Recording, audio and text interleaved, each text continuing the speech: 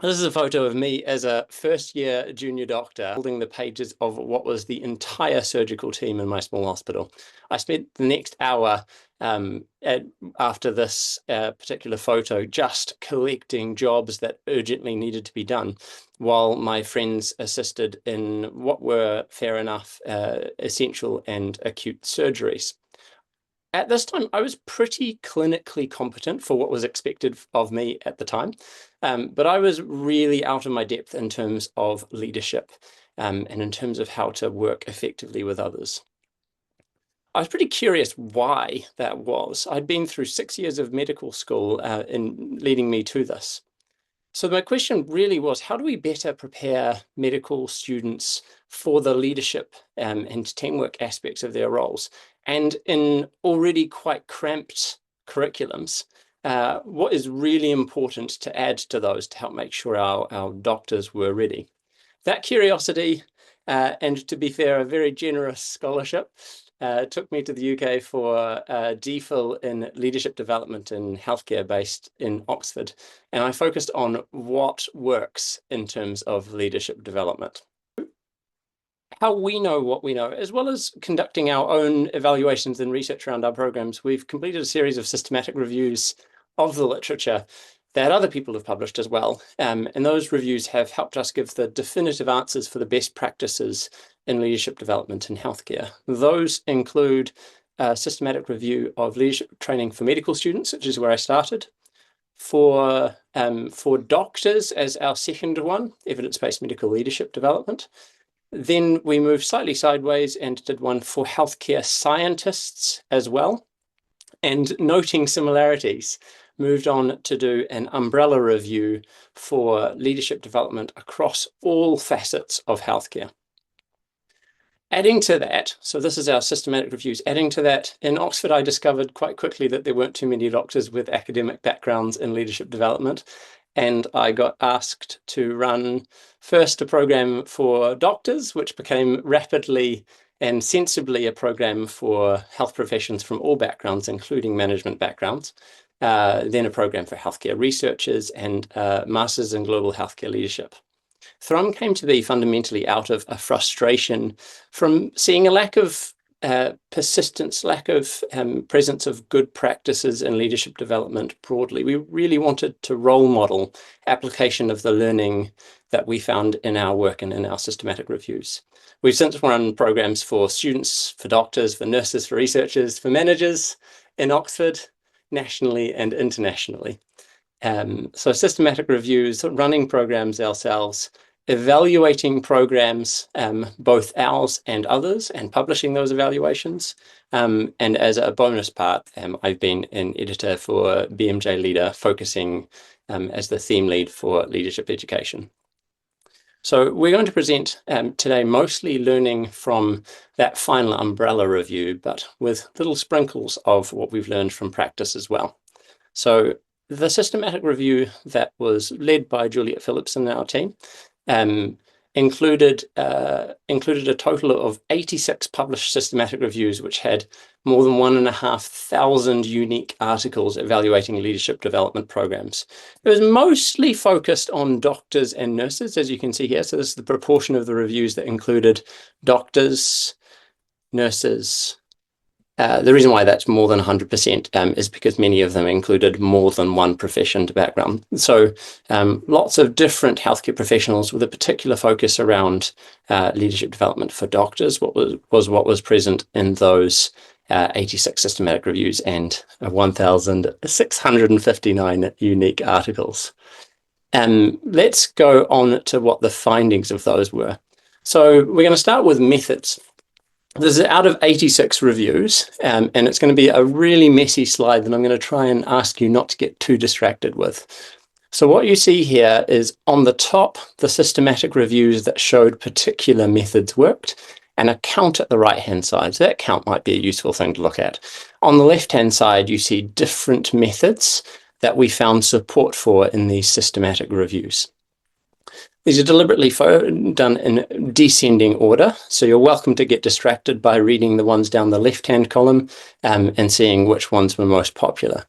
So the things that we found really worked were those up in the top. So these ones at least 10 reviews supported experiential learning, which included action learning, quality and service improvement projects, self-improvement projects, role play and simulation, coaching or mentoring, multiple learning methods, that is combining lectures, seminars, performance appraisals, feedback, experiential learning and such, with a note that using didactic teaching alone was found to be less effective. And the use of reflective feedback tools and the use of a longitudinal design. So not just having a single workshop one and done, but having a deliberate plan to have multiple touch points with participants, with students, so that they can learn over time. So as we're going from there, methods, we said methods, particularly those methods that are experiential, came out as being effective in those systematic reviews. If we look at content, so this will look quite familiar, and we're going to bring it up again. The first thing I'd like you to do is think about how this looks. It looks as a whole slide compared to the last one. So the first thing that jumps out to me in this is fine. It's laid out the same way. These are the reviews that supported this particular finding, with the counts on the right-hand side and the findings on the left. And what jumps out to me is that this one on the right has 7 reviews out of 86 supported the most supported of the particular types of content, compared to 31 in methods. Not even one content area was supported by 1/10 of the reviews, which would have been 8 or 9 reviews. So where there was support for certain methods, there was much less support for any particular element of content. And so I'm going to hide off the ones that were supported not by too much. We see that there seems to be a bit of support for the development of interpersonal skills, which included building professional networks, communication, collaboration, teamwork, shared decision-making, recognizing team member competencies and inclusivity, and a bit of support also for personal development and self-awareness as a content for leadership development. That's particularly in areas like self-direction, reflection, and self-awareness.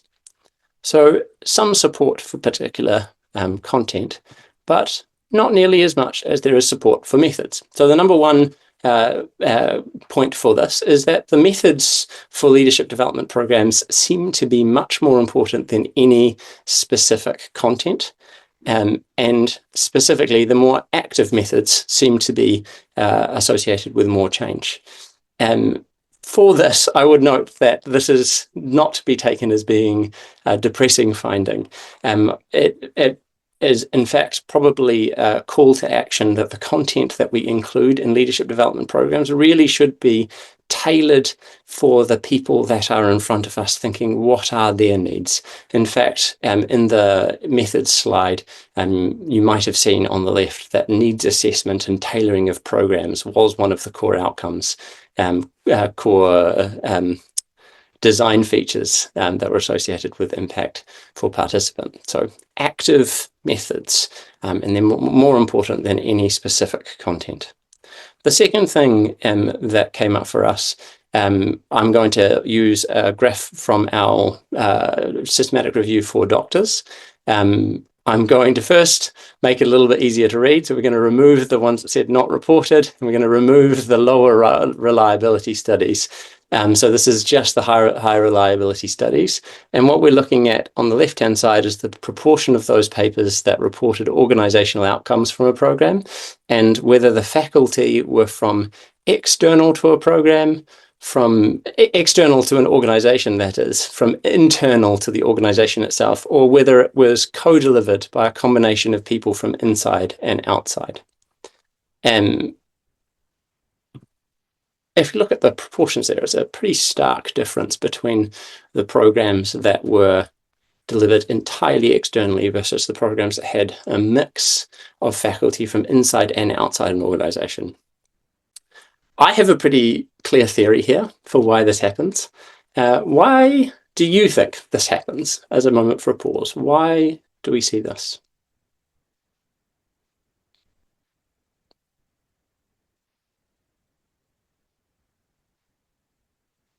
knowing that you can't actually answer me right now, my answer to this, my theory for this is that really leadership development is a practical and experiential skill that is situated within a context.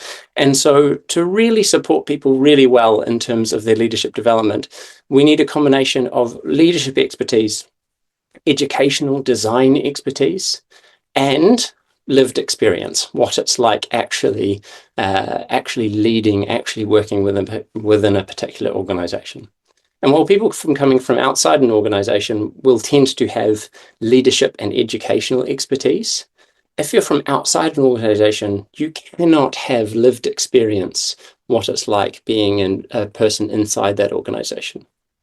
If you're an internal staff member to start with, you have generally some lived experience as to what it's like being in that organization, and you might be able to develop or already have leadership and education expertise, which to me is why that one is higher up. And by mixing people who have those leadership and education expertise and people from inside an organization who have lived experience, that's the most obvious way that we can have a well-rounded faculty for a program. So we said, first of all,